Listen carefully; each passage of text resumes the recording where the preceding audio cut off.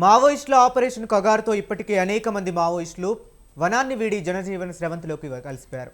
ఈ మార్చి 31కి కేంద్రం ఇచ్చిన గడువు ముగుస్తున్న నేపథ్యంలో మరికొందరు వచ్చేందుకు సిద్ధమవుతున్నారు. అయితే మావోయిస్ట్ అగ్రనేత గణపతి ఎక్కడున్నాడనే విషయం సస్పెన్స్గా మారింది. మళ్ళీ ఉద్యమానికి పురుడు పోస్తాడా లేదంటే లొంగిపోతాడా అనేది ఉత్కంఠగా మారింది. తాను లొంగిపోవాలంటే కండిషన్లు వర్తిస్తాయి అంటున్నాడు. ఇంతకీ ఆ కండిషన్లేంటి?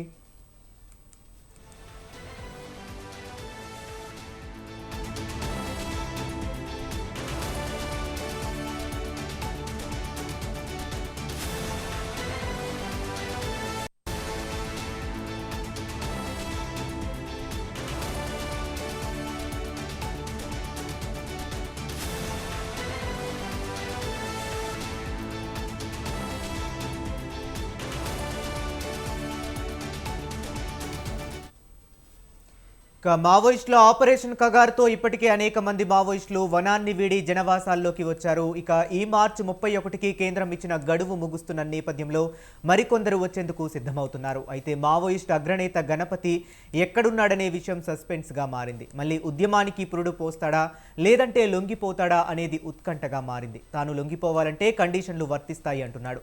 ఇంతకీ ఆ కండిషన్లు ఏంటో, ఇక ఇదే అంశం గురించి మరింత సమాచారాన్ని మా కరెస్పాండెంట్ అయ్యప్ప ఫోన్ లైన్ లో అందిస్తారు. అయ్యప్ప, చెప్పండి.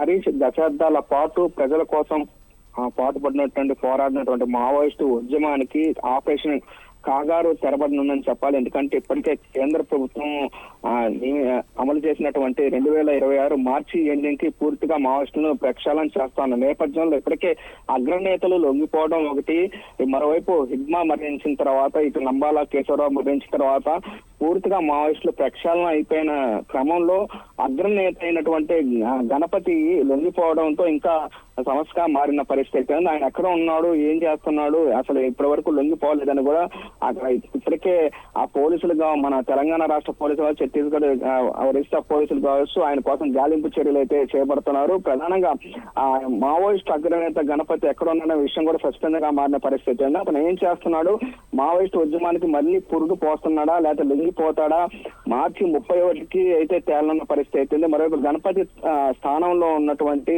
దేవ్జీ ఇప్పటికైతే లొంగిపోవడం మావోయిస్ట్ ఉద్యమానికి పెద్ద దెబ్బగా భావించాలని చెప్పొచ్చు. మరోవైపు లొంగిపోవడం తర్వాత గణపతి ఆ భద్రతా కేసులు మాఫీపై మిగిలిన వారి పరిస్థితిపై మరికొంతమంది అగ్రనేతలు కలిసి బయటకు వస్తారా లేకపోతే ఏం జరుగుతుందని చెప్పాలి.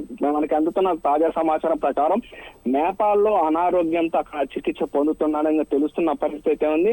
ఒకవేళ అక్కడ లేకపోయినప్పటికీ మిగిలిన మావోయిస్టులకు అయితే దిశానిర్దేశం చేస్తున్నాడు. దిశానిర్దేశం తర్వాత మరి మావోయిస్టులకి మళ్ళీ పురుడు పోయినుందా?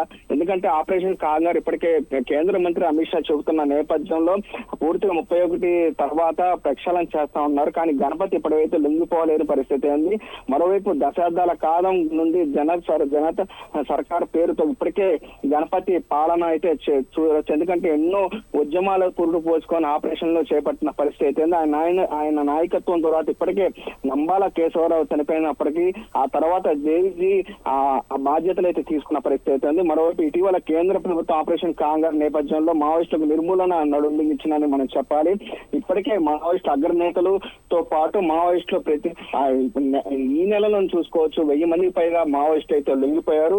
అయితే పూర్తిగా మార్చి ఎండింగ్ కి గణపతి అయితే లొంగిపోతాడా లేదా అని కూడా మనకి చర్చనీయాంశమైన పరిస్థితి ఉంది. ఏదైనప్పటికీ గణపతి లొంగిపోటు తర్వాత మావోయిస్టు ఉద్యమానికి చర్మగీతం అయితే పాడిందనే చెప్పాలి.